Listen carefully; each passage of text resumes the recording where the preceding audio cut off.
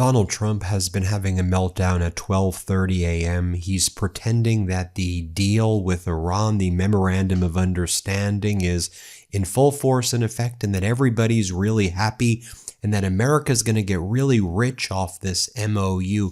I'll show you what Trump was posting while you have Iran responding to U.S. airstrikes off the coast of Iran in the Hormuz Strait. Iran has been striking Bahrain and Kuwait, targeting U.S. military bases there. But Donald Trump is posting not anything about that. Here's what he posted at 12:30 a.m. in the morning. Mac to the future. Trump touts Iran deal energy boom that could boost the trucking biz. So Donald Trump is telling the farmers, Iran's going to buy your corn and soybeans and all of your other produce and you're going to get rich. You may be suffering, but Iran's going to buy your produce under the MOU where it doesn't say that anywhere. And to the truckers, you know how you're suffering as well, even though Donald Trump pretended that they're just booming right now?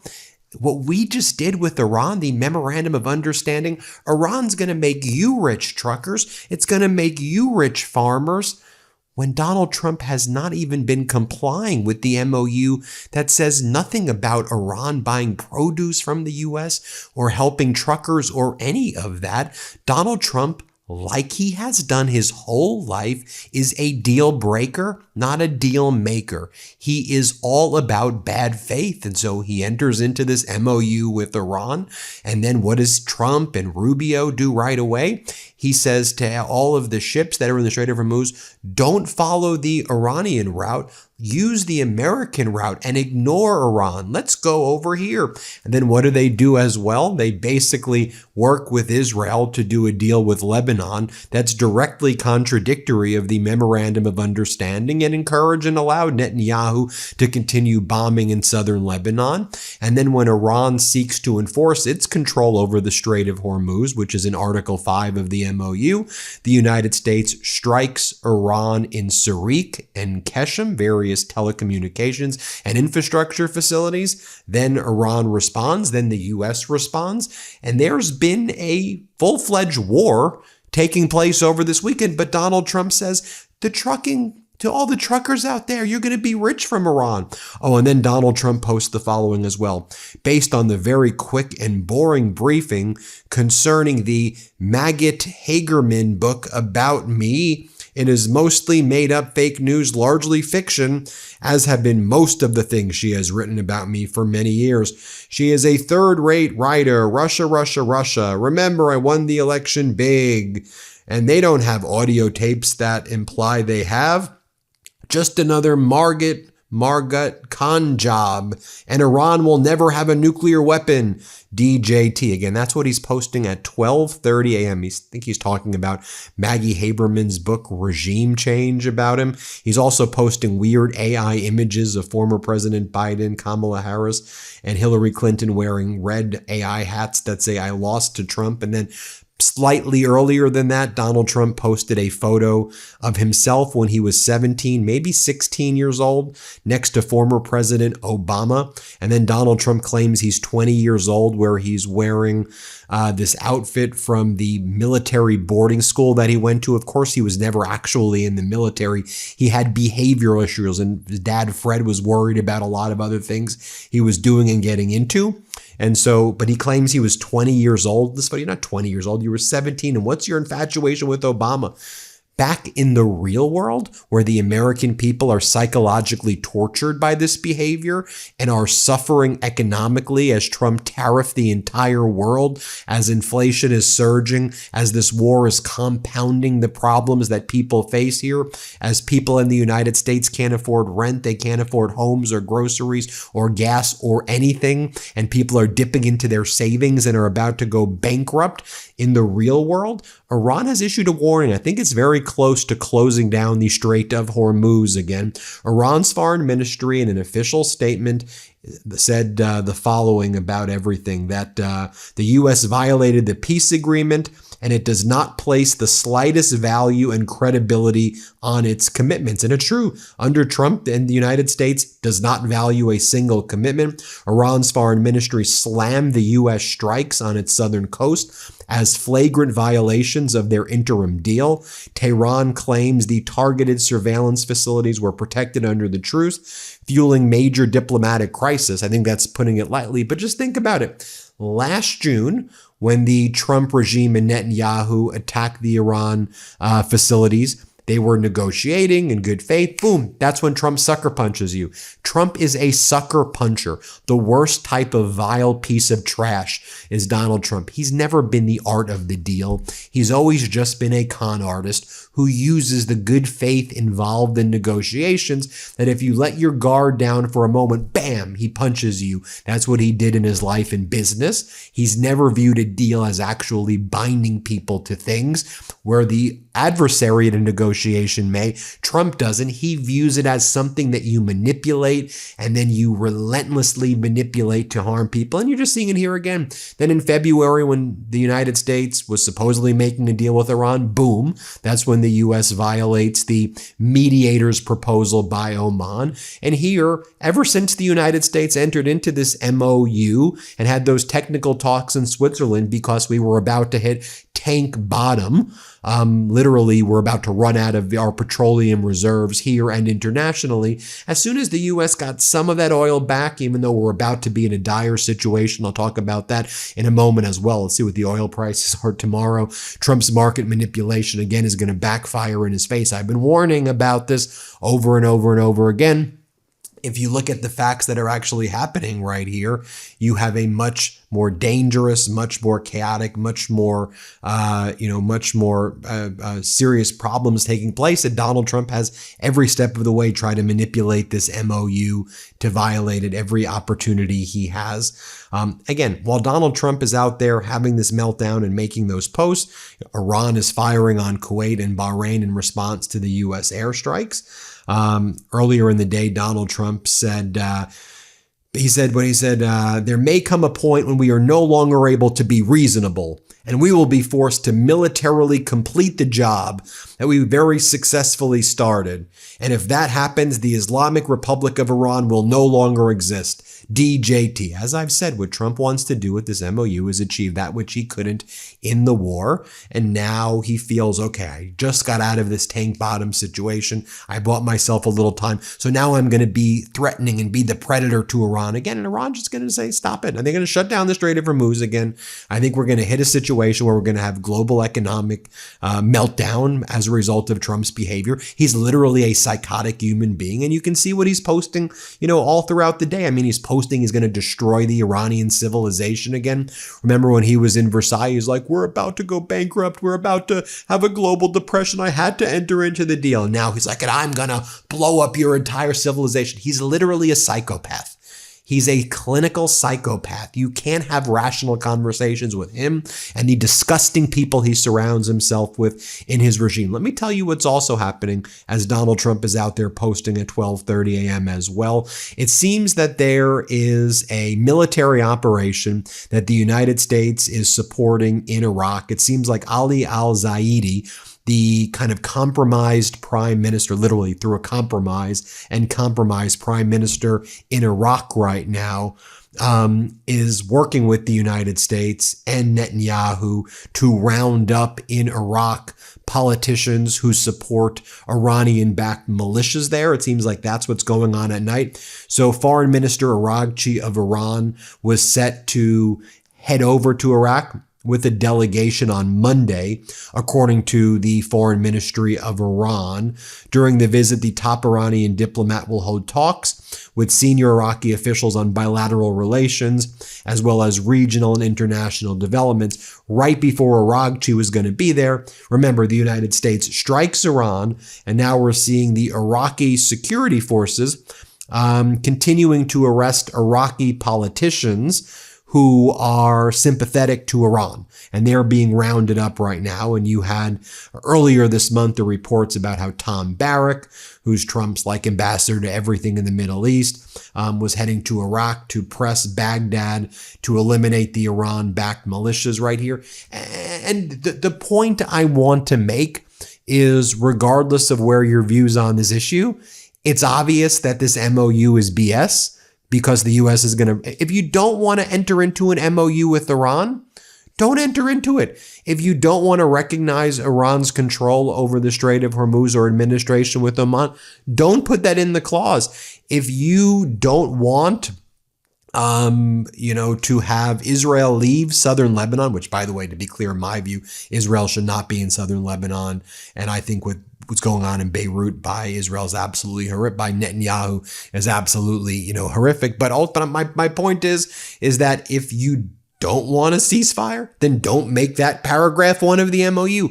The point I'm simply making is the Trump regime signed a document, a binding agreement that we were hoping could create some semblance of global stability and peace, caused after the chaos that Donald Trump has created and the pain and suffering that the American people are feeling. And we shouldn't have gone into this unlawful and catastrophic war in the first place with Netanyahu. It is horrific. It is unforgivable. Nonetheless, we have to deal with the current reality. And so I think we all are hoping, could we just stop this war, stop the bullshit, help Americans get homes, help Americans eat, help Americans who are suffering right now, who can't afford anything. And enough of this. Get the hell out of the Middle East. What the hell are we doing there? Stop it. Right? That's what we were hoping, to the point where I was even like, I'm at least glad that JD was in Switzerland. I mean, I'm not a JD Vance fan by any means, at least working on something that could, result in, some potential hope for peace. But then what happened? Swoop, Marco Rubio goes there. I told you what he was going to do. He's an agent of Netanyahu. He's working with the neocons. He's working with the warhawks. I said he was there to poison this. They enter into an MOU, Lebanon, Israel, the United States, which on its face is directly contradictory to the Iran MOU. The Lebanon MOU and the Iran MOU, again, regardless of what you think, my point is simply, objectively, the documents are contradictory, and the Lebanon MOU basically recognizes Israel's right without any specific time frame, to be in southern Lebanon and to continue striking in southern Lebanon, which is at odds with Article 1 of the Iran MOU. That's all. That's the only point I'm making.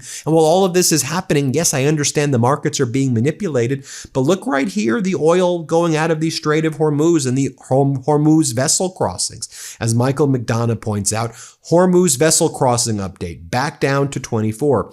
The pullback to 24 ships reflects renewed escalation. The U.S. conducted these fresh strikes on Iranian targets in the Strait of Hormuz, and now we're seeing a dramatic decrease. And if you look right over here, it's going to decrease to where it was before this MOU was signed. We're going to go down to 10 ships, 5 ships. I've been warning about this every day. That's where we are headed right now. As Daniel Davis Deep Dive writes, the following. The White House is trying to look tough by sending more and more missiles into Iran, but it is already well known that the days when we can send missiles into Iran and have them shrink back are long over. They have offensive capacity, and they have the willingness to use it. This threat by Iran is almost certainly not bluster or fake, and we can expect an even stronger response from Iran this time. And then we will once again be faced with the same bloody question. And then what? What is the United States trying to accomplish with these strikes? Does anyone in the White House somehow think these strikes are leading to positive outcomes for the United States? All this is going to do is get us sucked back mindlessly into a shooting war with Iran, a war we cannot win. And by the way, which will lead to the Strait of Hormuz being shut down. That's exactly what Netanyahu wants. Don't you realize that? Netanyahu wants endless war in the region, and he wants to continue to war. That is, let me just show you what he said yesterday. This is what he said yesterday. There is no place for two states between the sea and the Jordan River. In other words, they will never consider a two-state solution. That's a direct quote from him. Here's his other quote. Secretary of State Marco Rubio, with whom I have had several conversations, has expressed U.S. support for the concept of a security zone that prevents Iran and Hezbollah from attacking us. As I've said before, Rubio's mission was to undermine the Iran MOU. The broader point I wanted to make is, if the United States did not want to have Article 1 of the MOU basically say that Israel needs to leave, then don't put it in Article 1 of the MOU with Iran. But that's in Article 1. We all know Iran's been very clear what its red line is. It wants Israel to leave southern Lebanon. And by the way, that's what a lot of people in the region want to see happen. And what Netanyahu's saying is we're not. And Rubio endorses us being here. And we're just going to call it a security zone. By the way, even though drones and missiles can reach into Israel based on where the way modern drone technology and ballistic missile technology works, but we're just going to occupy that area. And again, all this is going to lead to is the Strait of Hormuz being shut down and the U.S. being dragged back into war. That's just the objective reality. No matter what you think about any of the issues, what this is going to lead to is more war for America and more suffering for Americans. Americans are going to suffer as a result of this, okay? And here's more from Netanyahu. We said from the very beginning that we're not a party to this agreement between the United States and Iran, but that does not mean we do not have interests. We have our own interests. We'll make them known. That is also true regarding the central issue, the nuclear issue. I intend to send a delegation to Washington to explain Israel's interest. He then says the following. Yesterday, there was a threat much further away from our soldiers, not an immediate range. They saw 7 terrorists entering a house. They hadn't even fired yet, referring to who he claims to be Hezbollah terrorists. Not an immediate range. They hadn't fired yet. They hadn't even organized themselves, but the house was destroyed and those terrorists were eliminated. Netanyahu then shows the area in Lebanon that Israel will be controlling, basically indefinitely, which again will be a non-starter with Iran. Then Netanyahu says, we are breaking the Iranian diplomatic access. We managed to reach this framework of understanding for simple reasons, because we struck Hezbollah hard, and Hezbollah, which expected help from Iran, didn't get it.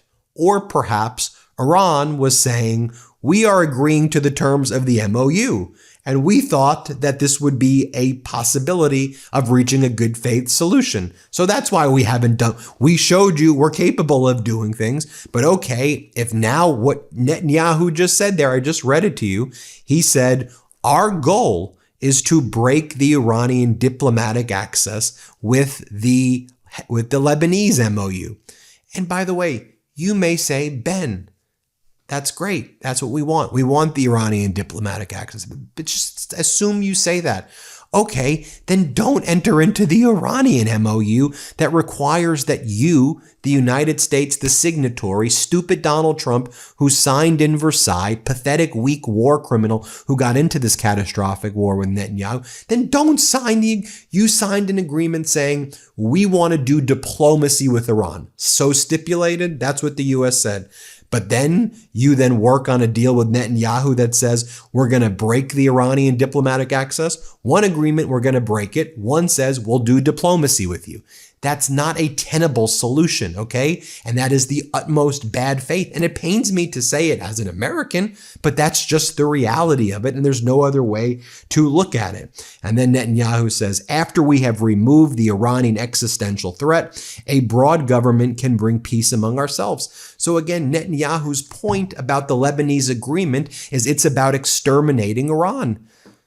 But the United States just entered into a good faith MOU to try to deal and normalize relations with Iran. And Donald Trump at 12:30 a.m. is posting how this deal with Iran is going to help truckers. And he's been saying it's going to help the farmers. And it's a great deal. It's going to help Americans. You can't have all of these freaking positions. You have to have some core principle or some value. And Trump has none of it. He is a vicious, disgusting war criminal who has brought the United States into the throes of economic calamity where people here are suffering and future generations may irreparably suffer as a result of this maniac. I leave you with that, and it pisses me the hell off. Hit subscribe. Let's get to 7 million subscribers, and thanks for watching, everybody. Want to stay plugged in? Become a subscriber to our Substack at MeidasPlus.com. You'll get daily recaps from Ron Filipkowski, ad-free episodes of our podcast, and more exclusive content only available at MeidasPlus.com.